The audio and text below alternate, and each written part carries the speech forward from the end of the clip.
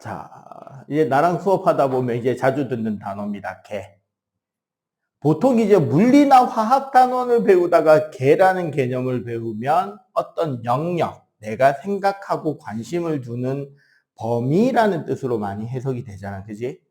근데 이제 생명과학하고 지구과학에서 개는 조금 다르게 쓰입니다.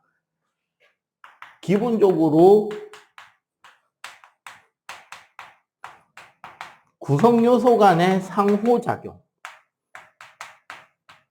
물리면 상호작용을 그냥 힘이라고 퉁쳐도 되는데 생명 지구에서 상호작용이란 물질과 에너지를 교환하는 것을 말해요.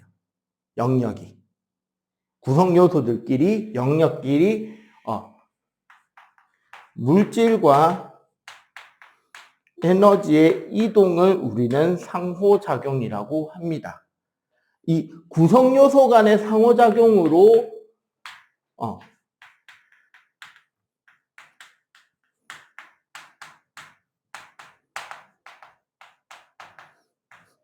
어떤 균형이 이루어져 있는 체계를 우리가 개라 그래.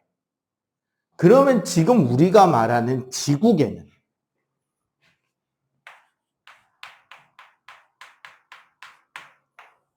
예를 들어 태양계면 태양을 중심으로 하는 행성, 위성, 소행성, 외소행성 등등등이 다 모여가지고 지금 한 45억 년, 50억 년째 움직이고 있는 이 체계가 태양계잖아.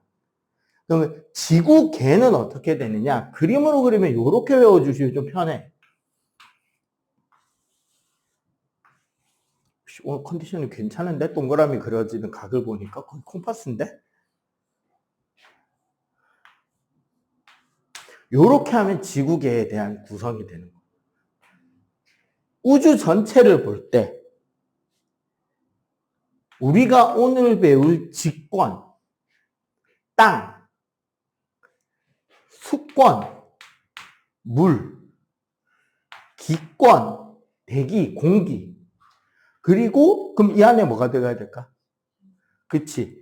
그 영역을 누리고 사는 생물들 그리고 지구, 밖, 외권까지를 해서 우리가 이야기를 한단 말이죠. 이제 간단하게 표현하면 직권은 지표면의 토양에서부터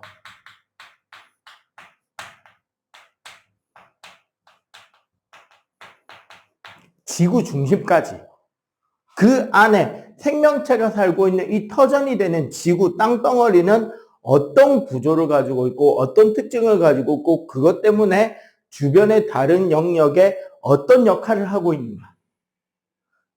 수권. 지구상에 존재하는 모든 물을 의미하는데 보통은 수증기는 제외합니다. 바닷물, 강물, 빙하, 지하수 이런 것들 다 합해서 수권이라 그래요.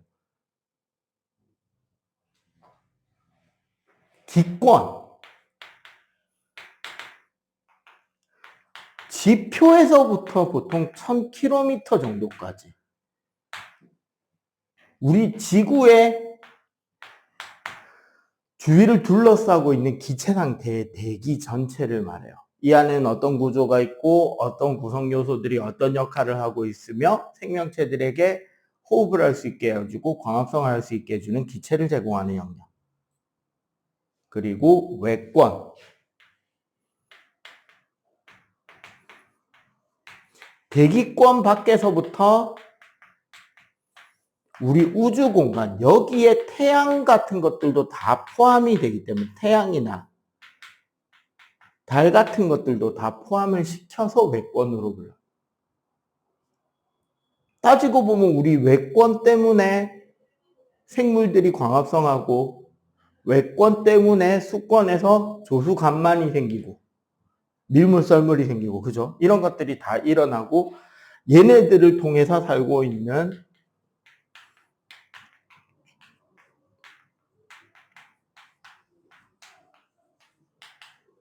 우리 생태계를 구성하는 생물들이 있다는 거죠. 그 중에 오늘 우리가 공부할 거는 뭐다? 직권이죠. 응? 자,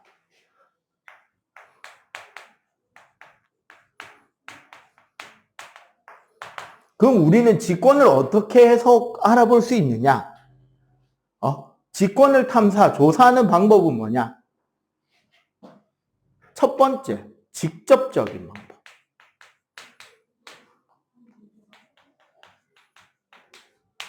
자, 여기 봐봐. 직접 간접이 나눠졌죠? 뭐 나올 것 같아? 여기가 1번이야. 직접 간접 제일 좋은 거, 가장 확실한 거. 가장 확실한 게 제일 좋은 게 아닐 수가 있다는 걸 생각해 주면 돼요. 그지? 자, 직접 조사하는 거는 뭐가 있느냐? 시추하고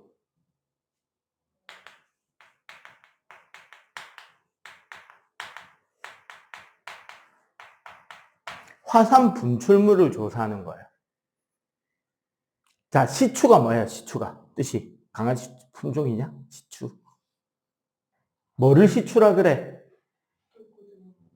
직접 파보는 거. 그리고 내가 안 들어가도 돼. 파내도 돼.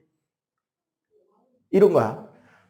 개인적으로 선생님은 케이크 중에 그 요즘 유행하는 생짜 무스 케이크 말고 약간 클래식한 그 카스테라 들어있고 사이사이에 생크림에 과일 좀 끼어있는 그 정도의 케이크를 좋아합니다. 통짜 무스는 난 느끼하더라고. 너무 달고. 근데 케이크 하나 들어왔어. 집에 냉장고에 있는데. 이게 무스 케이크인지 아니면 빵이 들어있는 내가 좋아하는 케이크인지를 썰기 전에 궁금하잖아. 안 들키고 확인하는 방법이 뭐가 있을까요? 들키지 않고 확인하기.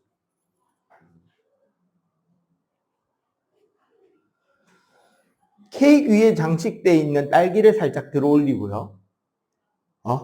그 딸기가 놓여있던 자리에 버블티 빨대를 푹 꽂아. 수직으로.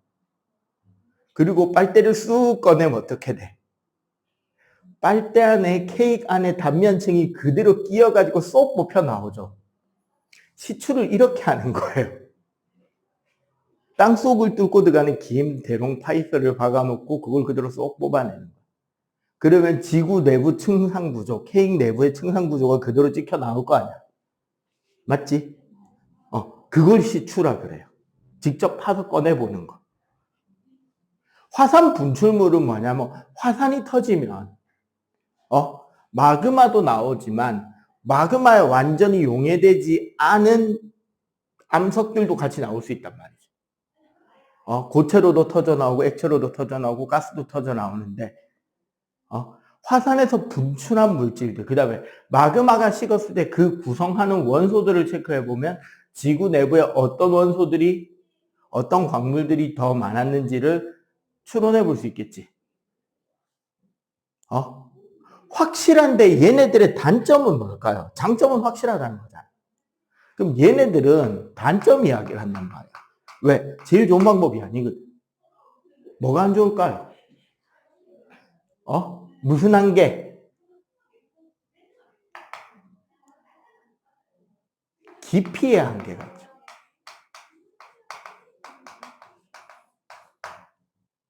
우리 지구 중심까지 6,400km예요. 우리가 파본 게 몇 킬로미터밖에 안 돼. 10km도 채 안 돼요.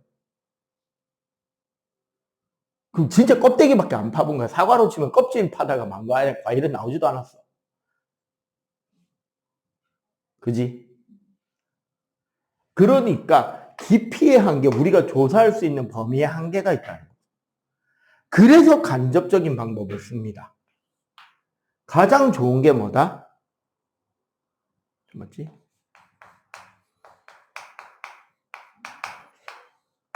지진파를 이용하는, 지진을 이용하는.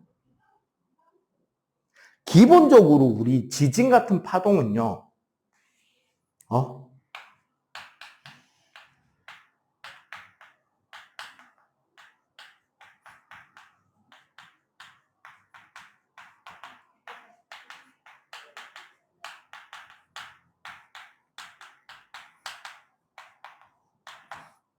그 구성하고 있는 매질이 어떤 물질이냐에 따라, 성질이 어떻느냐에 따라서 파동이 전달돼 나가는 속력이 달라져요.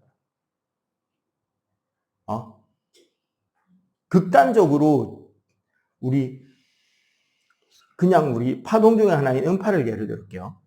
공기 중에서 음파는 초속 330m, 340m 가요. 근데 이 음파가 물에 가잖아? 1초에 1500m를 갑니다. 구성 입자들이 더 다닥다닥 붙으니까 더 전달이 잘 되는 거야. 나무 판때기에서는 1초에 3km를 가고요. 일반적인 암석에서는 5km, 6km 갑니다. 금속이면 예를 들어 쇠 같은 거 있잖아. 쇠나 구리 1초에 8km 가요. 여러분들 어릴 때 그 초등학교 때 실전하기 만들어서 친구랑 속닥속닥 대화했던 게 실이 매질 역할을 해주는 거야. 그냥 목소리 가는 것보다 빠르고 더 정확하게 잘 가요. 단 실만 팽팽하다면. 맞지? 요런 것들 때문에 지구 내부 끝까지 볼 수 있다는 거야. 그리고 이거 말고는 뭐가 있다? 운석이 있어요. 태양계로 구성하고 있던 물질 중에 대부분이 태양이 만들어주고 남은 물질들이 뭉쳐져서 주위를 돌다가 태양이 불 켜진 뒤에 가스는 바깥으로 날아갔고 안쪽에는 돌들이 남았거든요. 그래서 돌들끼리 뭉쳐진 게 수성, 금성, 지구, 화성이야. 가스들이 뭉쳐진 게 목성, 토성, 천왕성, 양성 얘네들이란 말이야. 그러고 남은 파편들이 소행성도 이루고 뭐 해성도 만들어지는 영역이 되고 이렇게 된 거라고. 그러면 우리가 우주에서 운석이 떨어졌어. 그거는 우리 지구가 맨 처음에 만들어졌던 물질과 같은 물질일 확률이 상당히 높다 정도인 거죠. 그래서 간접적인 조사에는 이렇게 운석을 이용한 조사도 있다. 요 정도 틀을 하고, 자, 여기서 전파 속력의 차이라 그랬는데, 여기서 이어지는 그래프가 이 그래프예요.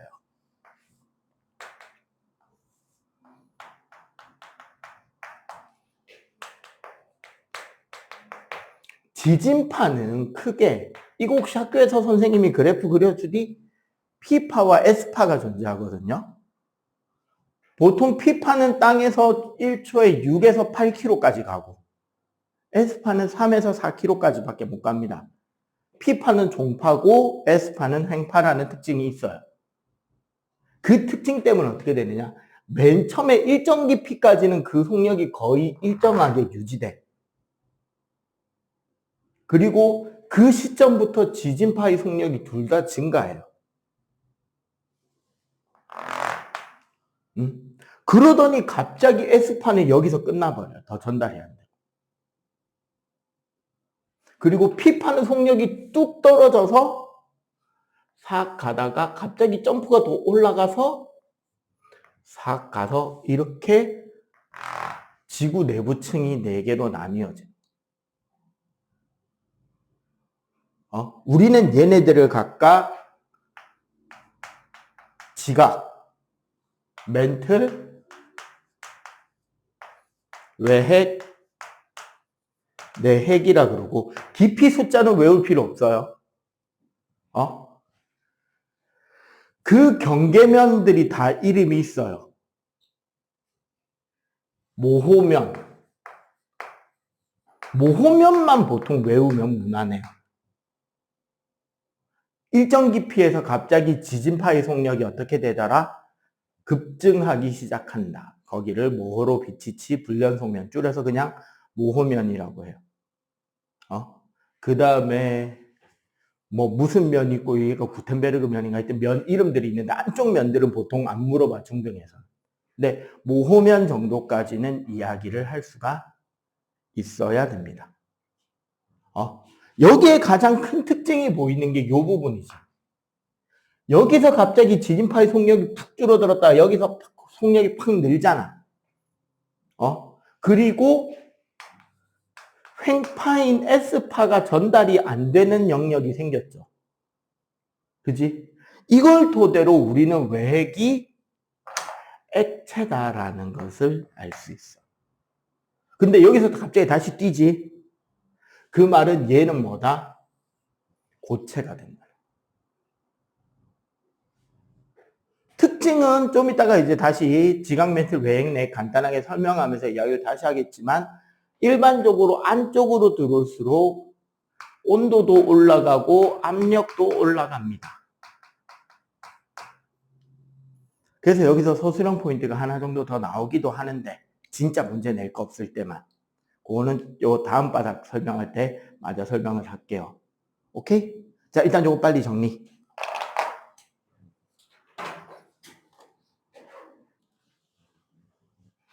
자, 그 다음에 그래서 우리 지구 내부.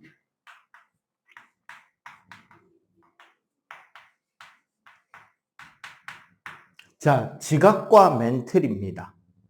기본적으로 우리 지각은 대륙과 해양 지각으로 나뉘고, 멘틀은 상부와 하부가 나뉘는데, 대륙이 밀도가 가장 작아요. 해양은 대륙보다는 밀도가 큽니다. 보통 대륙은 35km 내외. 숫자 자체를 외울 필요는 없지만 기본적인 형상은 좀 이해를 해야 돼요. 해양 지각은 5에서 8km 정도 돼요. 그러니까 어떤 식이냐면 이렇게 산이 높은 곳, 대륙이, 그러니까 지각이 멘틀 위에 떠 있다라고 이해를 하는 게 좋아. 그러면 떠 있으려면 봐봐.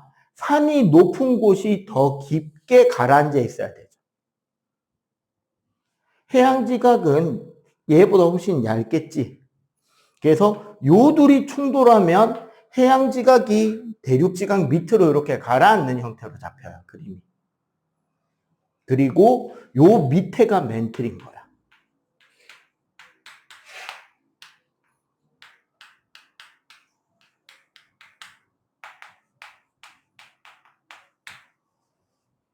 네. 멘틀은 지각보다 밀도가 큽니다. 자, 멘틀의 특징은 우리 지구에서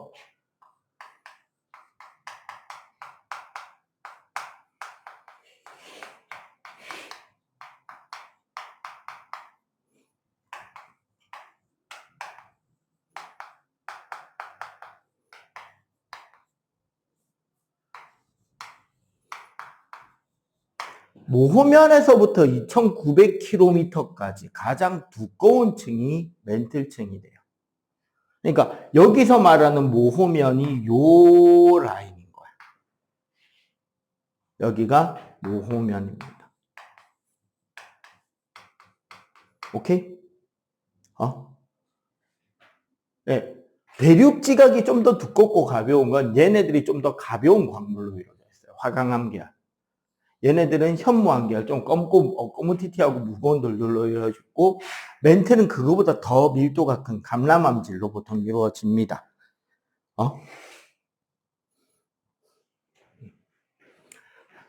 이제 그 밑에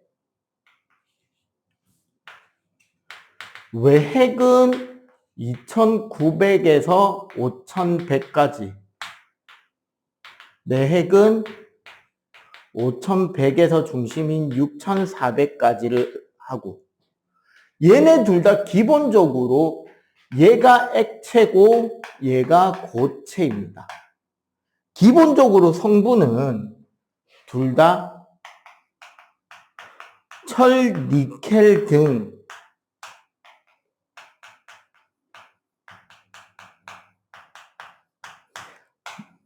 무거운 금속으로 이루어져 있고요. 여기서 들어갈수록 온도와 압력이 증가해요. 쌤, 그러면 내핵이 외핵보다 온도가 더 높은데 왜 얘는 고체고 얘가 액체예요? 압력 차이 때문에 그래요. 온도가 더 높지만 특히 얘는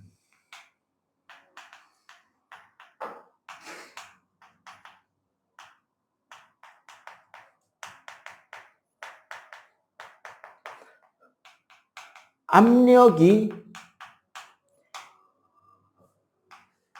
더 크기 때문에 고체 상태. 외핵은 내핵보다 온도가 낮아도 압력이 더 낮아서 액체 상태를 이루게 돼 있어요. 그리고 얘는 액체이기 때문에 지진파의 S파가 전달되지 않았고 P파의 속력이 느려졌던 게 액체라서 그래요. 여기가 이제 지구 내부의 구조를 이야기하는 겁니다. 이거보다 상세하게 나오진 않고요. 혹시나 여러분들 문제 풀다가 좀 특이하게 보이는 보기들 있지. 시험 준비하는 기간에 틀리더라도 뒤집어 가지고 보면 돼요. 그걸 이제 메모할 때 앞에 내용 정리에 다시 옮겨서 적어서 같이 외워주셔야 돼요. 시험 무슨 요일이야? 목금이지. 네가 월화잖아. 내일 2시는 여기. 여기가 낫지? 센텀보다. 네. 하고 다음 바닥 넘어가 봅시다. 자, 광물이 나오죠.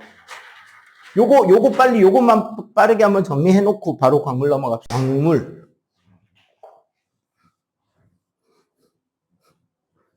옛날에는 원소부터 이야기를 했는데 개정되면서 지금은 원소 이야기는 빠졌어요. 이제 굳이 이야기 한번 봐봐. 우리 지각을 구성하고 있는 거는 암석이야. 돌들. 암석을 구성하고 있는 거는 광물이고 광물을 구성하는 거는 원소예요. 현재는 원소 파트는 빠진 겁니다. 여기서. 이렇게 따지고 보면 광물이 뭐에 해당하는 거냐면 물질에 해당하는 거야. 암석이 물체가 되겠죠. 맞지? 광물, 쉽게 말하면 돌을 이루는 알갱이를 말하고요. 특히 이 광물은 고유한 성질을 바탕으로 구분합니다. 이 고유한 성질이라는 게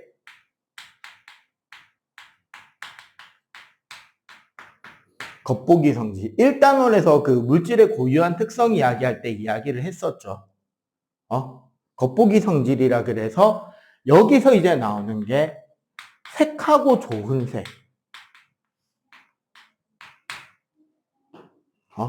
그 다음에 결정형하고 쪼개짐, 깨짐. 그 다음에 좋은 색과 사실은 관련이 있는 게 굳기예요. 이거 말고 이제 보통 이야기하는 게 산이나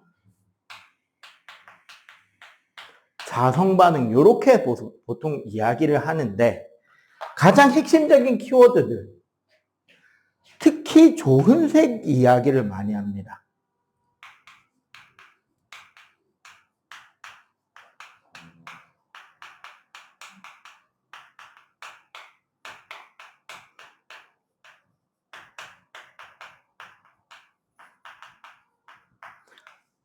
초벌구이한 도자기판에 긁어낸 광물 가루의 색깔이에요. 원래 굳기라 그래서 광물이 얼마냐, 단단하냐를 비교하는 기준이 있단 말이야. 모스라는 과학자가 모스 굳기계라 그래서 그냥 자기 집에 있는 광물 샘플 10개 쫙 깔아놓고 서로 긁어가지고 뭐가 뭐에 끓히고 뭐가 뭐에 끓히고 뭐가 뭐에 끓히고를 비교해서 순서를 10개를 잡거든요. 그 중에 좋은 판 같은 경우는 6.5에 해당합니다. 그러니까 7, 8, 9, 10 4개는 안 끓여요. 얘네들은 다른 막자나 이런 식으로 억지로 갈아서 낸 가루 색깔을 보는 거고 이거 밑에 활석, 석고, 방해석, 형석, 인해석, 정장석까지는 가루가 나. 석영, 황옥, 강옥, 금강석은 가루가 안 나요. 그래서 그 가루 색깔, 가루의 색깔을 우리는 좋은 색이라 그러는데 광물의 색과 같은 경우도 있지만 같지 않은 경우가 더 많아요.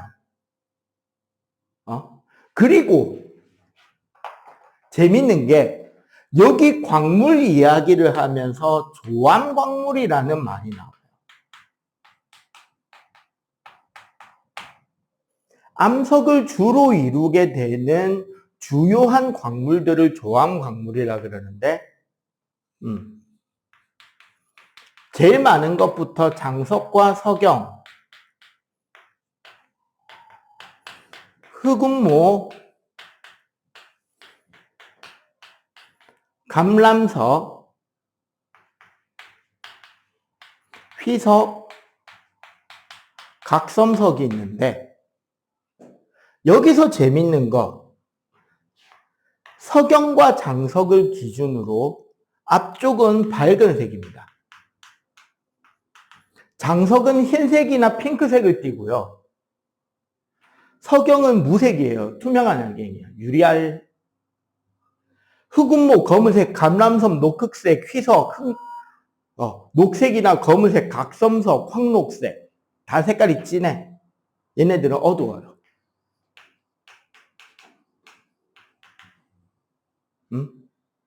왜 이 차이가 나오느냐? 사실 조암광물은 규소하고 산소를 공통으로 가지고 있거든요. 나중에 여러분들이 이제 통합과학 가면 배우는데 규산염 사면체라 그래가지고 한숨 쉬는 거 보니까 통합과학 할 때 좀 시계 딘 적 있네. 딴 데서, 그지? 왜 필요도 없는데, 사실. 그 산화규소 SiO4가 사면체 모양으로 이루어지는 결정이 되고 여기에 다른 원소들이 섞여서 암석들이 만들어진단 말이야. 그러면 얘가 주성분이란 말이야. 거기서 안 가르쳐준 걸 가르쳐 줄게요. 그러다 보니까 얘네들이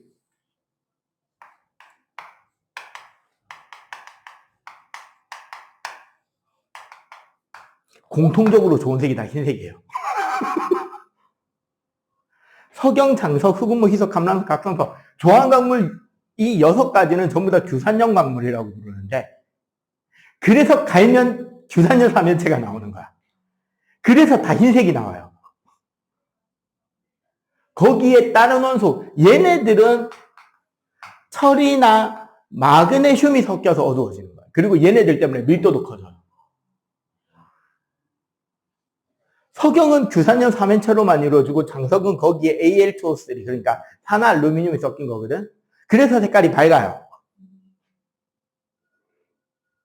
내가 왜 지금 이 광물 이야기를 하느냐? 화성하면 또 써먹으려고 그래. 그래서 색과 좋은 색이 색깔이 다르다는 거. 특히 저기 황동석 같은 경우 철 들어가는 거는 전부 다 좋은 색 검은색입니다.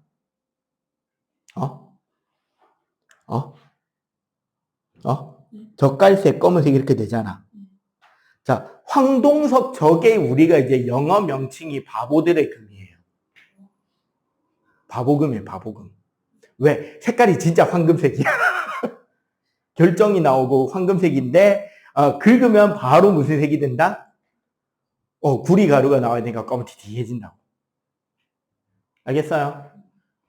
너무 색깔이나 이런 거에 그거 받지 말고 이 초벌구이 자기 판에 긁어낸 가루색이라는 요 개념만 정확하게 좀 알면 좋아요. 이제 뭐냐면 우리가 도자기를 꿀 때 흙을 이렇게 반죽해서 그릇 모양을 만들잖아. 그리고 얘를 잘 말려요, 건열해서. 안 터지게.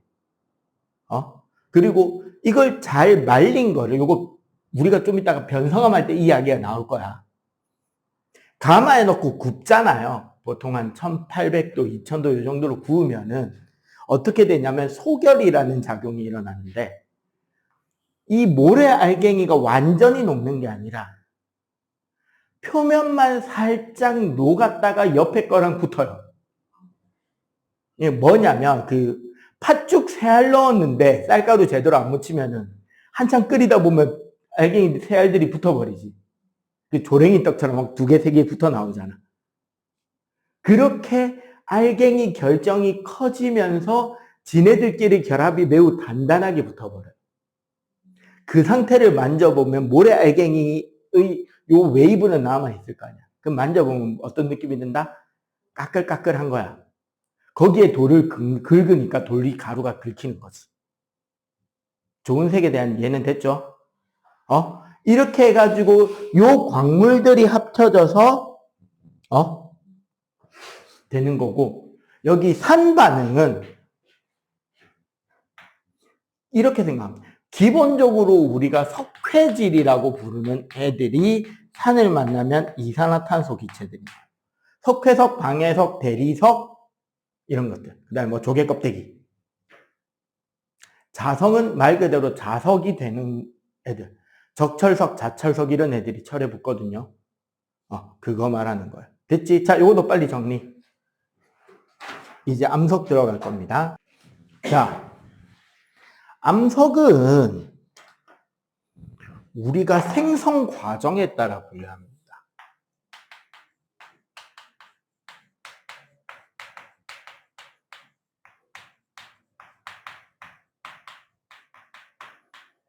어떻게 만들어졌느냐가 핵심인 거야. 자, 첫 번째. 자, 요거 글자 조심해야 돼요. 화성암입니다. 화성암은 기본적으로 마그마가 식어서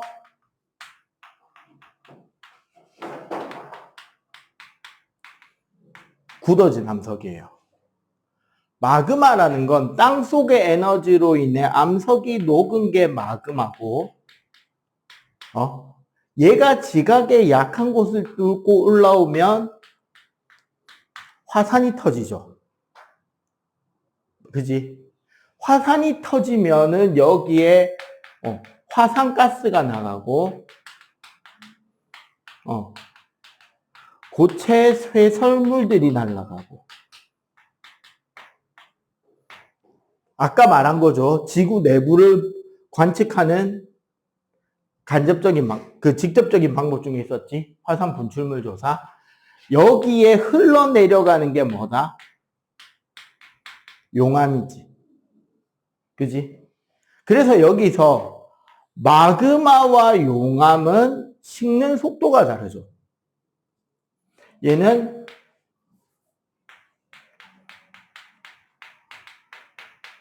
빨리 식어버리고, 마그마는 천천히 식어요. 이 차이로 인해서 어떻게 되느냐? 용암은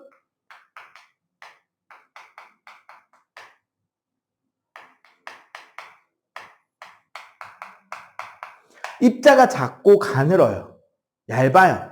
얇다, 가늘다. 어쨌든 작다가, 얘는 입자가 크게 만들어집니다. 요거를 좀 어려운 말로 위에를 세립질, 밑에를 조립질이라고도 하는데, 요즘은 한자보다는 우리말 쓰는 편에 가깝죠. 서술형에서도 가급적이면 입자가 작다, 입자가 크다라고 써주시기 바래요. 이런 거 생각하면 돼. 레크레이션 게임 중에 노래 막 같이 부르고 막 춤추고 놀다가 몇 명 하면 그 인원들이 딱 뭉쳐지면 못 뭉친 사람 탈락하는 게임 있잖아. 딩가 딩가 딩가 딩가 3명 하면은 금방 모이죠. 딩가 딩가 딩가 딩가 27명. 하나, 둘, 셋 다 탈락. 맞지? 27명이 모이려면 적어도 애들이 9명씩, 3명씩 9팀이 모여야 되잖아. 맞지? 그래서 앉은 번호 해가면서 머리수 세알려야 되잖아. 그 시간이 필요한데 시간이 방금 하나, 둘, 셋 되나 안 되나? 안 되죠. 그러니까 안 커지는 거야, 얘네들은. 얘네들은 천천히 식은. 보통 우리가 여기서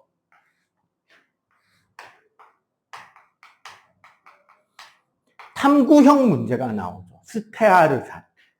학교에서 아마 실험한 경우도 있을 거예요.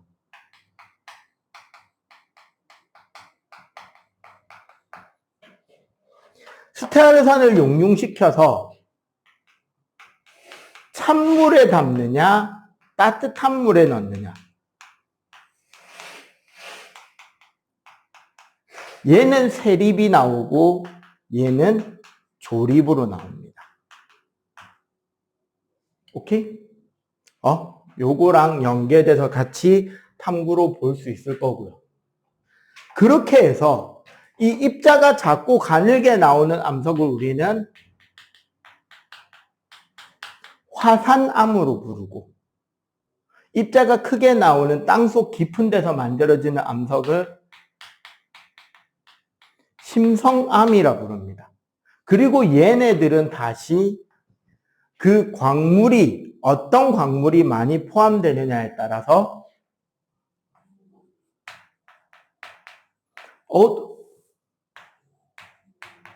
색이 어둡다와 밝다로 나뉘어요. 학교에서 요거를 4개로만 가르치는 학교와 6개를 다 가르치는 학교의 차이가 있을 수 있는데 그냥 6개로 공부해 두시는 것도 괜찮습니다. 암석이 광물이 작고 어두운 암석의 대표적인 게 현무암이에요. 그 우리 제주도에 그 구멍 숭숭 뚫린 돌 있죠? 그거 구멍 뚫린 게 뭐냐면 화산가스가 빠져나갔는데 그게 메꿔지기도 전에 돌이 굳은 거예요. 그만큼 빨리 식어서 굳었죠. 그러니까 알갱이가 보여, 안 보여? 안 보이지. 그 극반대. 땅속에서 천천히 식어 굳어졌는데 색깔마저 밝은 녀석. 요거예요, 요거. 요 위에 또. 요거. 저게 화강암입니다.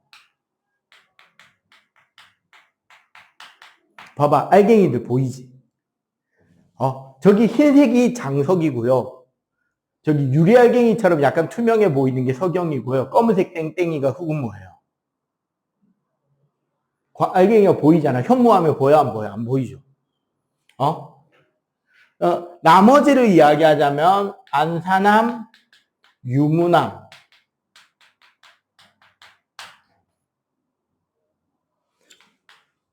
반려암, 섬로암, 화강암. 그러면 결국 여기서 물어보는 거는 사실 제일 바깥쪽 4개. 특히 많이 물어보는 거는 결국 현무암, 화강암입니다.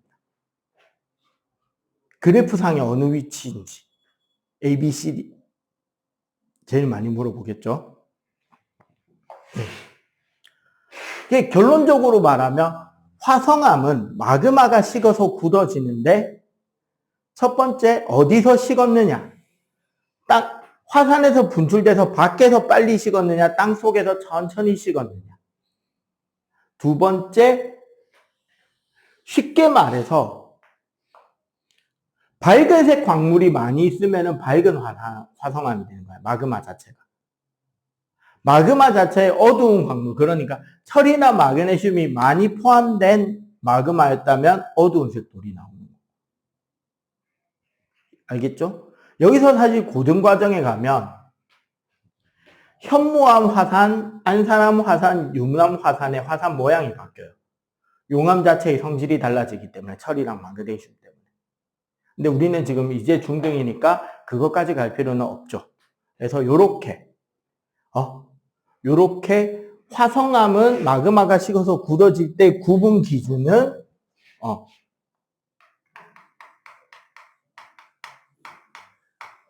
빨리 식었느냐, 천천히 식었느냐. 밝은 색이냐, 어두운 색이냐로 암석을 구분한다라고 생각하시면 좋겠습니다. 저 요거 빨리 정리.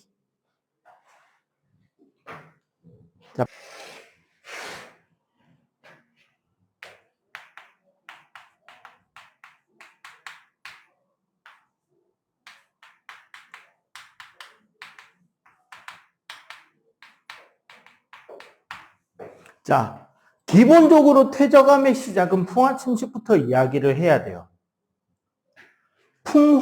침식이라는 건 외부에서 물리적인 힘으로 깎아내는 걸 말해. 그에 비해 풍화는 내부의 결합이 약해져서 푸스러져 가는 걸 말합니다. 둘 다 커다란 바위가 점점 뭐로? 더 작은 입자들, 알갱이들, 결국 흙으로 바뀌어가는 과정을 말해요. 그래서 풍화나 침식으로 인해서 만들어진 퇴적물이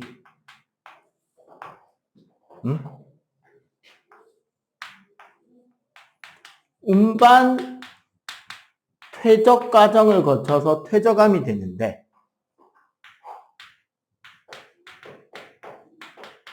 자, 이때는 퇴적, 다져짐, 굳어짐이라는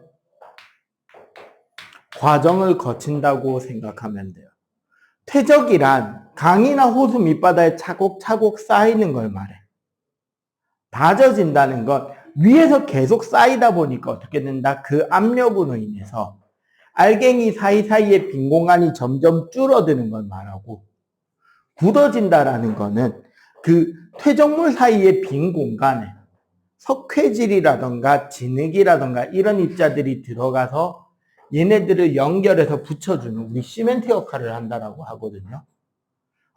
그렇게 해서 단단하게 굳어지는 암석을 퇴적암이라고 봅니다. 그래서 이 퇴적암에서만 볼 수 있는 특징으로 층리와 화석이 있어요. 자, 층리는 간단하게 말하면 지층 생각하면 돼. 중력 방향의 수직으로 나란하게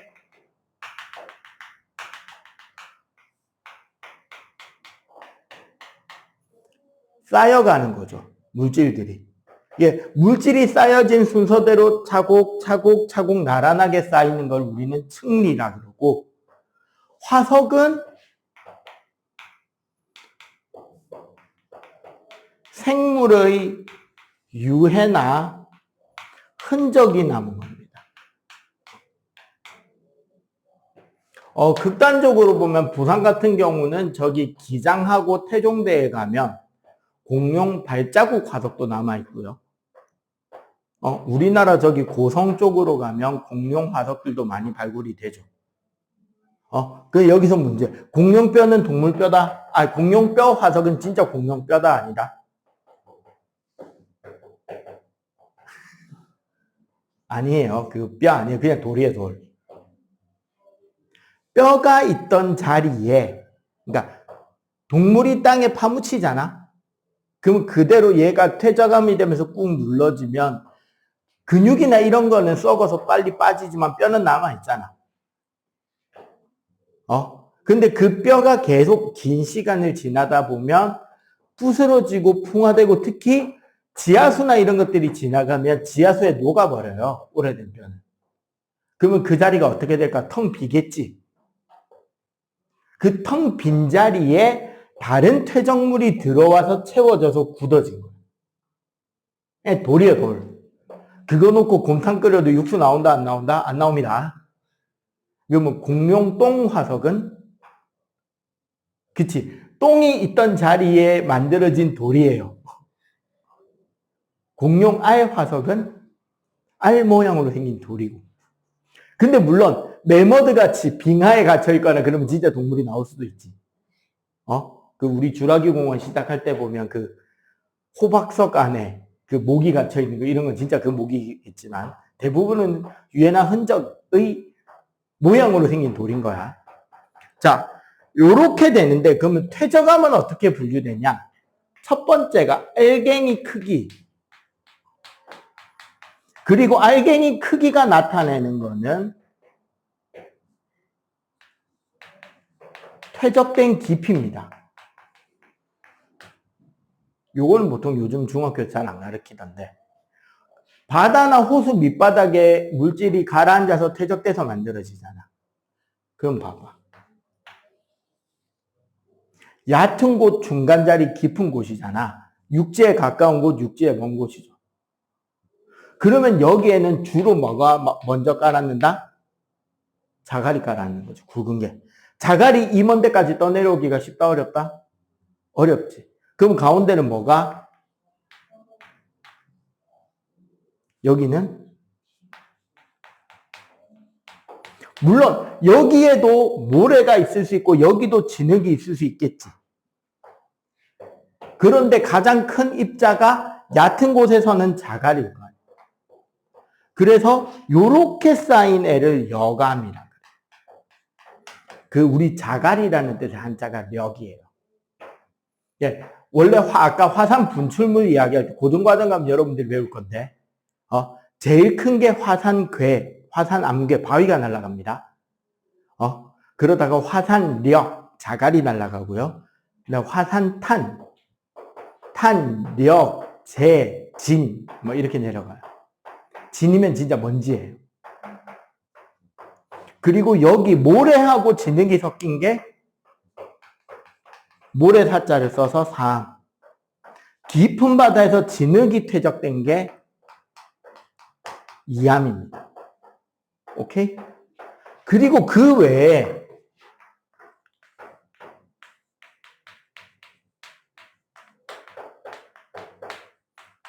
그 퇴적물의 종류에 따라서 만들어지는 독특한 것들이 있어요. 바로 석회질 물질이 쌓이는 경우. 이걸 우리는 석회암이라고 그래요. 사실 얘 뭐냐면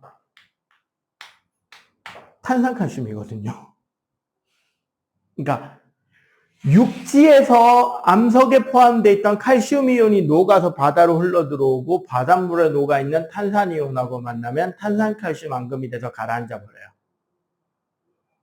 지구에 존재하는 그 탄소 중에 상당수가 여기에 가라앉아 있어요.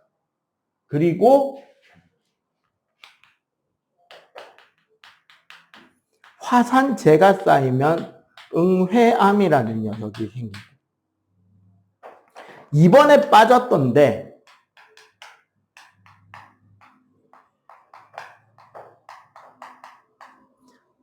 그 사해같이 염분 호수가 완전히 말라버리고 그 위에 다른 흙이 덮여서 퇴적암이 될 수도 있잖아. 그러면은 암염이라는 돌소금이 만들어집니다. 오케이? 응? 그래서 퇴적암은 요 정도로 정리하면 될 것 같고, 일단 요것도 빨리 필기. 빨리 하자. 변성암은 그럼 뭐냐?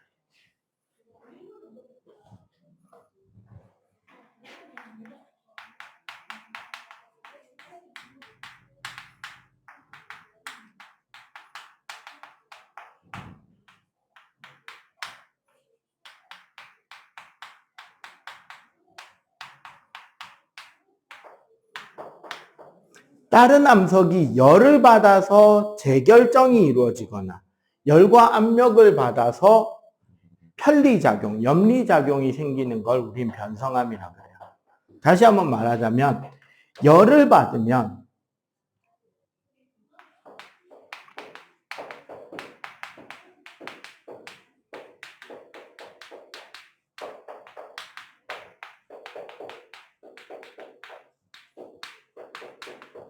그 암석을 이루는 광물 입자가 좀 더 커지고 더 단단해지는 특징이 나오고요. 열과 압력을 같이 받게 되면 어떻게 되느냐? 자, 예를 들어 이런 식으로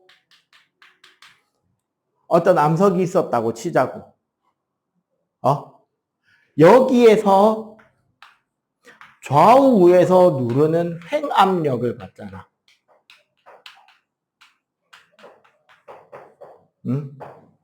이렇게 횡압력을 받으면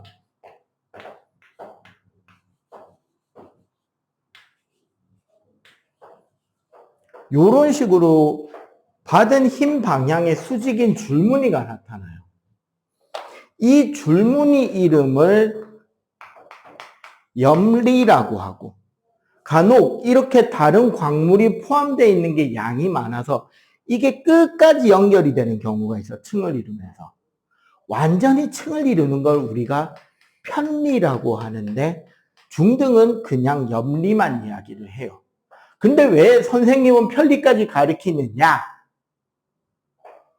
암석 이름 때문에 그래. 열에 의한 변화는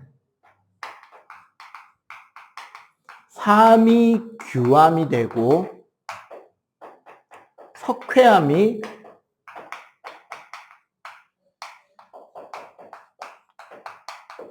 대리암이 됩니다. 우리가 대리석이라고 부르는 그 돌 있죠. 그리고 원래 하나 더 있어요. 이암이 홈펠스라는 암석으로 바뀌기도 하는데 여기서는 안 해요. 중등에서는. 그리고 염리가 생기는 거는 이암이 편암을 거쳐 편암, 그 다음에 화강암이 편마암이 됩니다. 내가 왜 편리 가르쳐줬는지 눈치가 드는 사람. 보이냐? 편. 이해가 되죠? 이렇게 해서 만들어진 돌들은 매우 단단해요. 엄청. 그래서 돌을 깎아서 뭘 만들기가 힘들어. 솔직히 화강암도 깎기 졸라 힘든데 우리나라는 옛날부터 열심히 깎아왔죠. 신라시대부터. 그런데 얘네들은 못 깎는다면 그래서 조경석 정도로만 씁니다. 자, 여기서 이제 암석 순환이 들어가는 거야.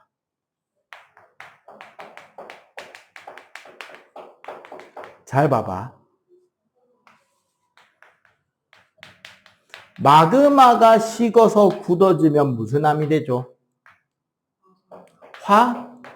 화성암.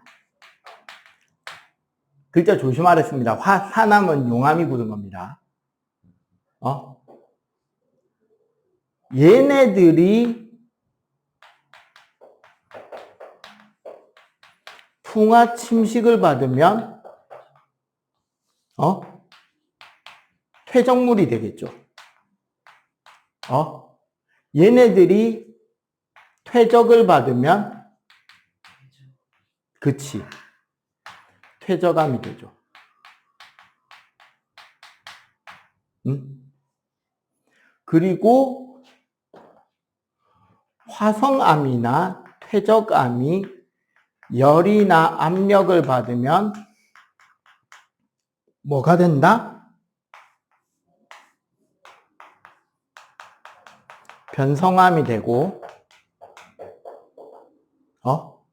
얘가 열을 받으면 마그마로 먹겠죠. 그리고 퇴적암도 풍화, 침식을 받으면 퇴적물이 될 수 있고, 변성암도 풍화, 침식을 받으면 퇴적물이 되겠지. 이렇게 암석은 어느 한 상태로 고정되어 있는 게 아니라 끊임없이 뭐 하게 된다? 계속 형태를 바꾸면서 우리 지구상에 존재하고 있죠. 이거를 우리는 암석의 순환이라 그럽니다. 요거 그릴 수 있어야 돼요. 그 교재에도 나와 있을 거예요. 학교 교과서에도 있을 거고, 알겠지? 그림 똑같이 그릴 수 있도록 연습하세요. 자, 일단 요거 빨리 정리. 이제 토양해야 됩니다. 자, 아까도 말했지만 풍화라는 것은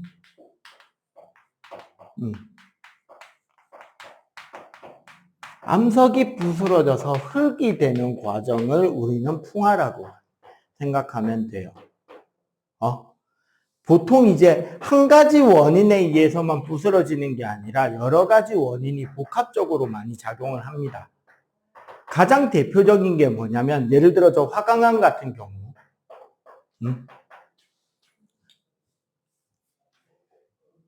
땅 속에 있다가 이제 밖으로 노출이 되잖아. 그러면 이제 햇볕을 받아서 온도가 올라갔다 내려갔다를 반복하겠죠. 문제는 알갱이들이 크다 보니까 알갱이마다 열 팽창하는 정도가 달라요. 빛을 받았을 때 부풀어 올랐다가 줄었다 하는 크기가 달라진다는 거예요. 그러면 저 광물 알갱이 사이사이에 뭐가 조금씩 생기기 시작한다? 빈틈이 생기겠죠.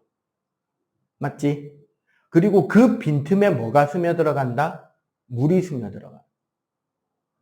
그리고 그 물이 예를 들어서 겨울에 얼면 물은 얼 때 부피가 늘어요, 줄어요? 늘지. 늘어나면서 빈틈을 조금씩 넓히는 거야. 그러면 그런 빈틈에 다른 여러 가지 이물질들이 들어오기도 하고 식물 뿌리가 파고 들어오기도 하고 또 더 많은 물이 들어와서 얼면서 더 부피를 늘리기도 하고. 이런 것들이 긴 시간 동안 조금씩 누적되다 보면 결국 커다란 암석들이 조금씩 계속 부서져서 뭐로 바뀌어간다? 흙으로 바뀌어갑니다. 이걸 우리는 풍화라 그래요. 그 풍화 내용들 있는 거 외우셔야 되겠지? 응? 보통 이제 식물 뿌리가 되면은 그 뿌리에서 분비되는 여러 가지 물질들로 인해서 암석이 녹는다고 보시면 돼요. 대표적으로 그 아이비라 부르는 담쟁이 있죠, 담쟁이. 얘네들은 뿌리나 잎이 변형돼서 이렇게 칼코리 같은 것들이 벽을 밟고 올라가죠. 그 부분을 녹이고 얘네들이 자기 그 칼코리를 박아놓는 거란 말이지. 그럼 오래되면 그 건물에 좋다, 안 좋다? 안 좋겠죠. 자, 그래서 우리 토양의 형성은 제일 밑에 있는 가장 커다란 암석층을 기반암이라고. 이건 진짜 큰 바위라고 생각하면 돼요, 기반암. 그리고 얘네들이 풍화가 된 층은 이제 좀 부스러진 덩어리들이 생기겠지.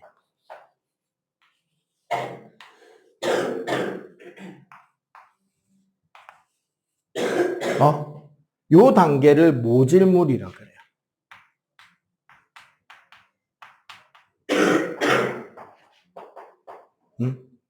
모질물이 더 부스러져서 흙이 되면 드디어 표토라는 우리가 알고 있는 흙이 되고요. 자, 여기가 중요합니다.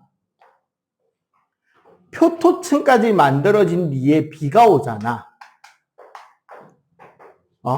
그럼 표토층에 있는 물질들 중에 물에 녹는 물질이 표토층 아래로 가라앉아서 표토층과 모질물 사이에 좀 더 기름진 흙인 심토라는 흙이 만들어지는 거예요.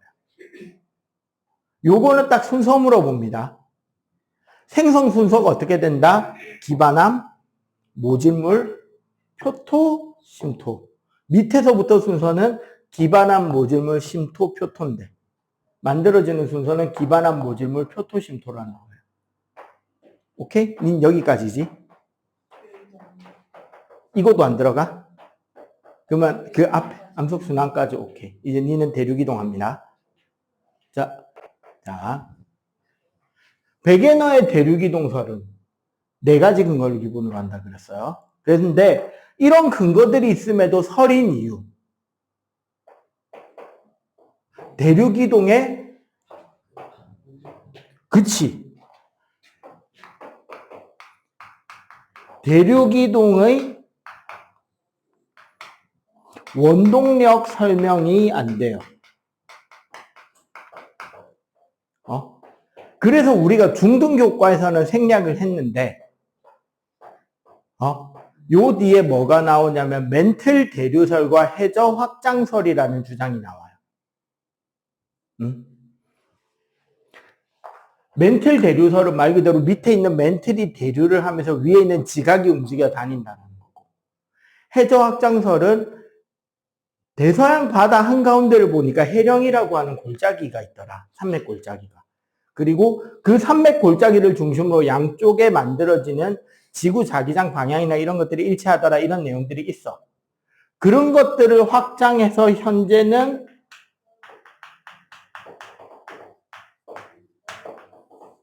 판구조론이라는 걸 가리켜요. 그럼 여기서 판이라는 거는 지각의 멘틀 최상부 약 100km의 암석으로 이루어진 영역을 판으로 보고, 그 판 밑에 연약권이라 그래서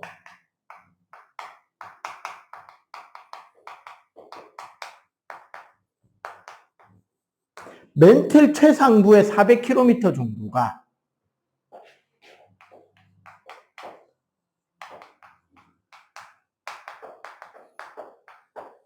유동성이 있는 고체라서 뭐가 가능하다? 대류가 일어난다는 거야. 그러니까 우리가 아까 그 지각 그림으로 연결해서 보자면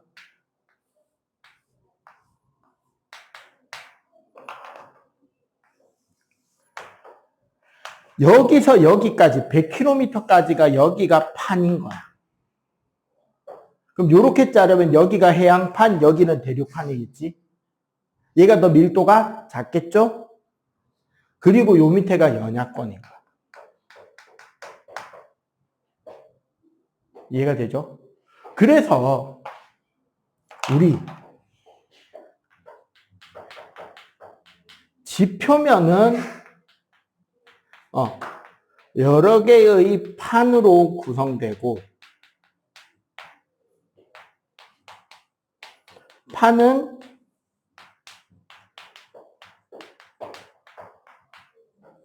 제각기 독립적으로 움직이고 있단 말이야. 그래서 이 판이 서로 한 점에서 충돌하는 것, 서로 발산해서 나뉘는 곳, 그 다음에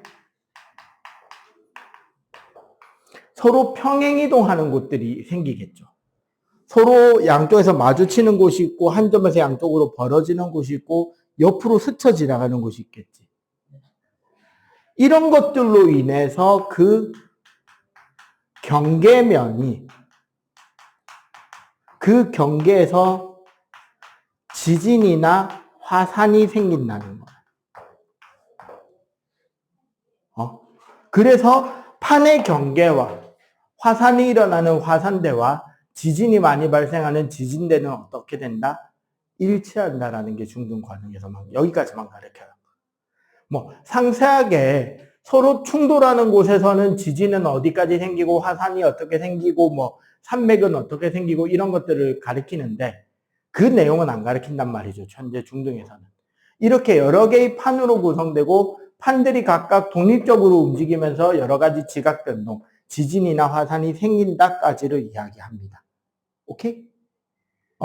판이 뭔지 정확하게 공부하시면 되고요. 특히 소수령 내가 전에 3단계 쓰는 거 가르쳤지? 꼭 계속 반복해서 써라, 너는. 일단 요거 빨리 정리.